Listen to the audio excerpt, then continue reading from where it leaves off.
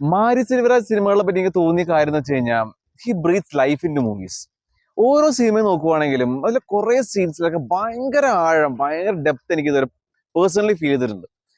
അതേപോലെ തന്നെയാണ് പരിയാരം പെരുമാളിലാണെങ്കിലും വാഴ എന്ന സിനിമയിലാണെങ്കിലും ഭയങ്കര ഇന്റൻസ് ആയ ഒരു മേക്കിംഗ്. ആകെ മാമൻ എന്ന സിനിമ മാത്രമാണ് എനിക്ക് അധികം ആ ഒരു കണക്ഷൻ ഫീൽ ചെയ്തത്, റൈറ്റിങ്ങിന്റെ ഇഷ്യൂ കാരണം. ബാക്കി എല്ലാ സിനിമയും എൻ്റെ ഒരു പേഴ്സണൽ ഫേവറേറ്റ് തന്നെയാണ് മാരി സെൽവരാജിന്റെ. അതുകൊണ്ട് തന്നെയാണ് ബൈസൺ എന്ന സിനിമയും ഫസ്റ്റിൽ തന്നെ കാണാൻ പോയത്. വളരെ ഓണസ്റ്റ്, വളരെ സിൻസിയർ ആയ ഒരു എഫേർട്ട് ആയിട്ട് തന്നെയാണ് എനിക്ക് ബൈസൺ എന്ന സിനിമ ഫീൽ ചെയ്തത്. മാരി സെൽവരാജ് ഒട്ടും ഡിസപ്പോയിന്റ് ചെയ്തിട്ടില്ല എന്ന് തന്നെ പറയാൻ പറ്റും. എനിക്ക് സിനിമയുടെ സ്റ്റോറി ടെല്ലിംഗ് ഒരു ഇങ്ങനെ കണ്ടുകൊണ്ടിരുന്നത് എനിക്ക് പേഴ്സണലി ഫീൽ ചെയ്തത് പാരഞ്ജിത്തിന്റെ സിനിമയാണെന്ന്. പാരഞ്ജിത്തിന്റെ സിനിമയിലാണ് ഈ രാഷ്ട്രീയം, ഗാങ് വോർ, ചതി, അതിനടക്കം വേറൊരു കണ്ടന്റും അതേപോലത്തെ ഒരു മൂഡിൽ തന്നെയാണ് ഈ സിനിമയുടെ പാറ്റേൺ ഫോളോ ചെയ്തിരിക്കുന്നത്. പക്ഷെ ഇതിനകത്ത് കബഡി എന്ന സ്പോർട്ട് എഴുതിയ രീതി കാണും മനസ്സിലാവും ഇത് പാരഞ്ജിത്ത് ഏതിന്റെ അല്ല, മാരി സെൽവരാജ് തന്നെയാണെന്ന്. ബിക്കോസ് മാരി സെൽവരാജിന് ഒരു പ്രത്യേക വേറൊരു പാറ്റേൺ ഉണ്ട് ഇങ്ങനത്തെ ഒരു കഥ പറയാനായിട്ട്. ഏതായാലും കബഡിയും അതേപോലെ തന്നെ ഈ ഗാങ് വോറും വളരെ ഇന്റൻസ് ആയിട്ട് തന്നെ ലിങ്ക് ചെയ്തിട്ടുണ്ട്. ഈ സിനിമയുടെ കഥ തന്നെ ഒരു സ്പോർട്സ് ബേസ്ഡ് ആയ, അല്ലെങ്കിൽ സ്പോർട്സ് ഒബ്സസ്ഡ് ആയ, അല്ലെങ്കിൽ കബഡി ഒബ്സസ്ഡ് ആയ ഒരു പയ്യൻ അവന്റെ താഴ്മയിൽ നിന്ന് മേലോട്ടൊരു വളർച്ചയാണ് കാണിക്കുന്നത്. അത് നമുക്ക് ആ ഒരു സഫക്കേഷൻ, നമുക്ക് ആ ഒരു വിഷമം നന്നായിട്ട് മനസ്സിലാവും.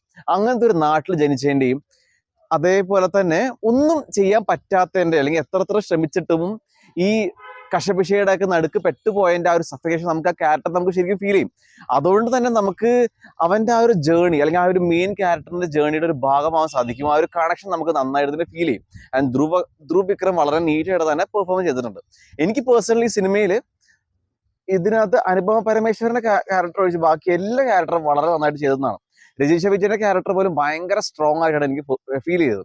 ബിക്കോസ് അനുപമ പരമേശ്വരൻ വളരെ അടിപൊളിയായിട്ട് പെർഫോം ചെയ്തിട്ടുണ്ടെങ്കിലും ആ ഒരു ലവ് ഇൻട്രസ്റ്റിന് ഉപരി പ്രത്യേകിച്ച് വേറെ ഒന്നും പെർഫോം ചെയ്യാനുണ്ടായില്ല അനുപമയ്ക്ക്. ഈ സിനിമയുടെ ഫസ്റ്റ് ഹാഫ് ഒരു വേറെ ലെവല്, ഒരു ഗംഭീര സ്പോർട്സ് ഡ്രാമ കിട്ടുന്ന ഒരു എക്സ്പീരിയൻസ് ആണ് സിനിമ ഫസ്റ്റ് ഹാഫ് സമ്മാനിച്ചത്. സെക്കൻഡ് ഹാഫും ഒരു ഭൂരിഭാഗം നേരം ഒരു ക്ലാസ് പടം കാണുന്ന ഒരു ഫീല് തന്നെയായിരുന്നു. അവസാനത്തെ അരമണിക്കൂർ മാത്രമാണ് എനിക്കൊരു പോരായ്മയായിട്ട് തോന്നിയത്.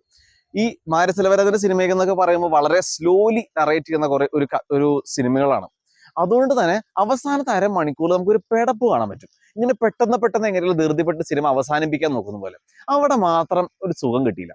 എന്ന് വെച്ചാൽ സിനിമ മോശമായെന്നല്ല, ആ ഒരു ഫീല് ചെറുതായിട്ട് നഷ്ടപ്പെട്ടു എന്നുള്ളൂ. പക്ഷെ എന്നാലും നമ്മൾ ഓവറോൾ നോക്കിക്കഴിഞ്ഞാൽ സിനിമ ഒരു വളരെ നല്ലൊരു തിയേറ്റർ തന്നെ എക്സ്പീരിയൻസ് ചെയ്യേണ്ട ഒരു സിനിമയായിട്ടാണ് എനിക്ക് പേഴ്സണലി അനുഭവപ്പെട്ടത്. പക്ഷേ ഈ സിനിമ എല്ലാവരും കപ്പ് ഓഫ് ടീ ആവണമെന്ന് പറയാൻ പറ്റില്ല.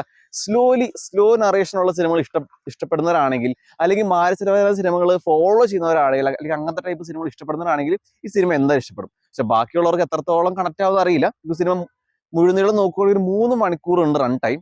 അത് ട്രൈ ചെയ്ത് നോക്കുക. എല്ലാവർക്കും ഓരോ കാഴ്ചപ്പാടാണ്. ഞാൻ തിയേറ്ററിൽ തന്നെ പോയി കാണാൻ തന്നെ പറയുള്ളൂ. ബിക്കോസ് എനിക്ക് നല്ലൊരു എക്സ്പീരിയൻസ് കിട്ടിയോണ്ട് തന്നെ.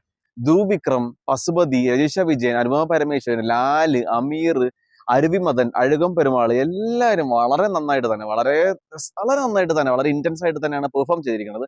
പെർഫോമൻസിൽ സിനിമ ഒരു മോശം പറയാൻ പറ്റില്ല. വിഷ്വൽസ്, എഡിറ്റിങ്ങും ആ ഒരു ഇന്റൻസിറ്റി, നമുക്ക് ആ ഒരു ഇന്റൻസ് എക്സ്പീരിയൻസ് തരണതിന് വളരെ നന്നായിട്ട് ഹെൽപ്പ് ചെയ്തിട്ടുണ്ട്. അതേപോലെ എഡിറ്റിങ്ങും നല്ല ക്ലാസ് എഡിറ്റിംഗ് ആണ് അത് ചെയ്ത് വെച്ചിരിക്കുന്നത്. പിന്നെ കബഡി വളരെ നീറ്റായിട്ടാണ്, വളരെ നന്നായിട്ട് എക്സിക്യൂട്ട് ചെയ്തിട്ടുണ്ട്. ഭയങ്കര ഇൻട്രസ്റ്റിംഗ് ആയ രീതിയിലാണ്, വളരെ നീട്ടി വലിക്കാണ്ട് വളരെ ഷോർട്ടാണ്, പക്ഷെ നല്ല ഗ്രിപ്പിംഗ് ആയിട്ടാണ് കാണിച്ചു വെച്ചിരിക്കുന്നത്. പിന്നെ ഇതിന്റെ മ്യൂസിക് എടുത്ത് പറയേണ്ട സംഭവം തന്നെ. നിവാസ് കെ പ്രസന്നയാണ് ഇതിന്റെ മ്യൂസിക് ചെയ്തിരിക്കുന്നത്. ഞാൻ ഇങ്ങേരുടെ ഫിലിമോഗ്രഫി നോക്കുമ്പോൾ കുറെ കാലമായിട്ട് സിനിമയിലുള്ള ഒരാളാണ് ഞാൻ കാണാൻ സാധിച്ചത്. പക്ഷേ ഇപ്പോഴാണ് ഇങ്ങേരുടെ മ്യൂസിക് ആദ്യം ശ്രദ്ധിക്കുന്നത്. ഈ സിനിമയിൽ വളരെ നല്ല മ്യൂസിക് ചെയ്ത് വെച്ചിരിക്കുന്നത്. പാട്ടുകളാണെങ്കിലും ബാക്ക്ഗ്രൗണ്ട് സ്കോർ ആണെങ്കിലും ആ സിനിമയുടെ കറക്റ്റ് എസൻസ് അനുസരിച്ചാണ് ചെയ്ത് വെച്ചിരിക്കുന്നത്. ബിക്കോസ് എല്ലാ പാട്ട് കേൾക്കുമ്പോഴും നല്ല രസത്തോടെ കേൾക്കാൻ പറ്റും. ഇതിലത്തെ ബാക്ക്ഗ്രൗണ്ട് സ്കോർ എല്ലാം അങ്ങനെ തന്നെ. സോ നിവാസ് കെ പ്രസന്ന സിനിമയെ നല്ല രീതിയിൽ തന്നെ കൊണ്ടുപോയിട്ടുണ്ട്. ആ 3 മണിക്കൂറും 3 മണിക്കൂർ ദൈർഘ്യമുള്ള ഒരു വളരെ നല്ലൊരു എൻഗേജിങ് സ്പോർട്സ് ഡ്രാമ എക്സ്പീരിയൻസ് തന്നെയാണ് ഈ സിനിമ എനിക്ക് പേഴ്സണലി സമ്മാനിച്ചത്. നിങ്ങൾ മാരി സെൽവരാജിന്റെ സിനിമ ഫോളോ ചെയ്യുന്നവരാണെങ്കിൽ, അല്ലെങ്കിൽ നല്ല സ്ലോലി നറേറ്റഡ് ആയ ഒരു കുറച്ച് പുതിയ എക്സ്പീരിയൻസ് തരുന്ന ഒരു സ്പോർട്സ് സിനിമകൾ കാണാൻ താല്പര്യപ്പെടുന്നവരാണെങ്കിൽ ഈ സിനിമ തിയേറ്ററിൽ തന്നെ പോയി എക്സ്പീരിയൻസ് ചെയ്യുക. ബിക്കോസ് 3 മണിക്കൂർ തിയേറ്ററിൽ തന്നെ കാണാൻ പറ്റിയ ഒരു സിനിമയായിട്ട് തന്നെയാണ് എനിക്ക് പേഴ്സണലി തോന്നിയത്. ഇഷ്ടപ്പെടും തന്നെ ഞാൻ വിശ്വസിക്കുന്നു.